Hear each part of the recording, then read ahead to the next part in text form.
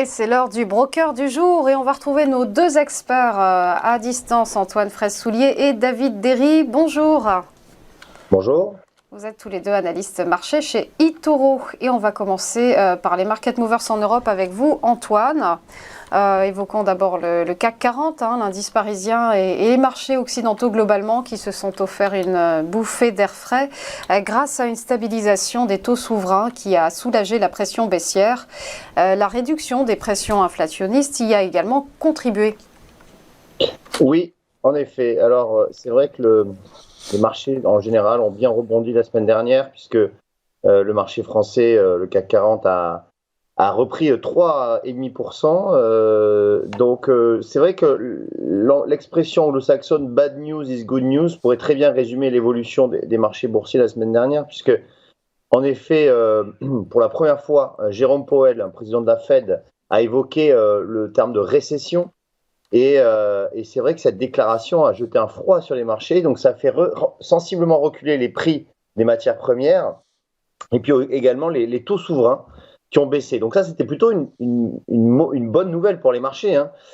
En plus, les statistiques macroéconomiques sont mauvaises, donc ce qui fait craindre une récession de nouveau. Et donc, par conséquent, qui dit récession dit probablement aussi hausse de taux plus mesurée de la part des banques centrales. Et donc ça plaît au marché. Alors, lorsqu'on regarde le CAC 40, eh bien, on voit que graphiquement, hein, on va zoomer un petit peu sur ce CAC.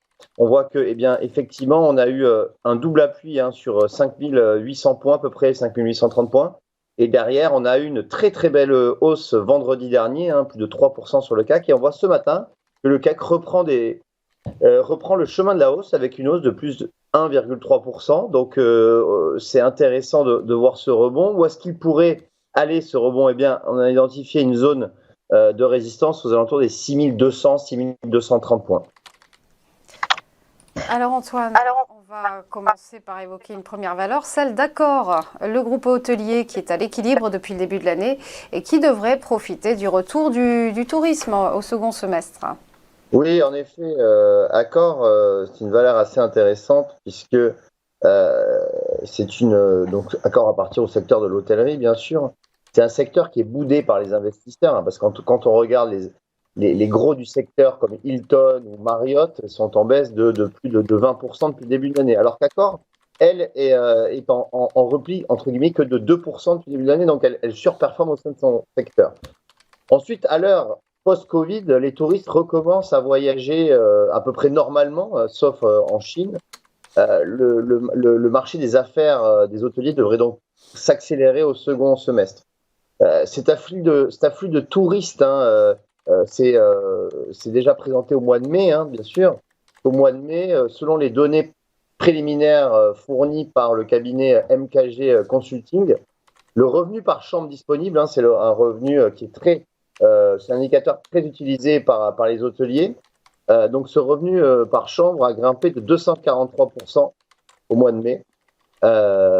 Et plus 800% à Paris. C'est-à-dire que par rapport au mois de mai 2021, on a eu un afflux de touristes x8 à Paris. Donc ça, c'est très encourageant pour Accor. Par ailleurs, le groupe, à partir de 2023, devrait réduire sa participation dans Accor Invest, ce qui va lui assurer de nouvelles liquidités.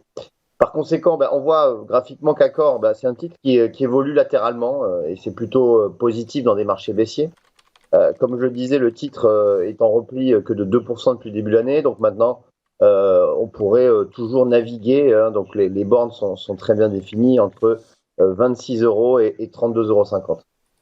On va poursuivre, Antoine, avec ArcelorMittal et la dégradation de la conjoncture qui menace le volume et les prix. En effet, ArcelorMittal, alors c'est pas du tout la même configuration. On est sur un titre, comme vous pouvez le voir à l'écran, qui a chuté littéralement lors de la phase baissière du mois de juin. Alors, on a plusieurs explications à cela. C'est vrai que tout d'abord, eh bien, on a effectivement des prix du minerai fer et de l'acier qui ont beaucoup baissé, hein, au mois de juin, hein, dans une perspective de recul de la demande mondiale et aussi de potentielle récession. Et puis on a aussi le cabinet JP Morgan qui a dégradé son opinion sur le secteur des ressources de base et qui est passé d'achat à conserver sur ArcelorMittal, ce qui a entraîné une chute de 10% du titre la semaine dernière. Et donc en fait le cabinet d'analyse justifie ce mouvement par un environnement macroéconomique qui va peser sur les volumes et sur les prix. Il y a également la saisonnalité qui n'est pas très bonne. Le troisième trimestre n'est jamais bon pour les producteurs d'acier et de minerais de fer. Et par conséquent, on a donc un titre ArcelorMittal qui a chuté littéralement au mois de juin. On a cassé graphiquement ce niveau de support qui se situait à 23,30 €. Maintenant, on est en train de le retester, donc on assiste à un rebond technique sur ArcelorMittal, mais c'est vrai qu'on a cassé ce support majeur, donc on essaie de réintégrer le range dans lequel Arcelor évolue depuis maintenant 1 an et demi, mais effectivement, on voit que ça va être compliqué pour ArcelorMittal de surperformer dans ces conditions de marché.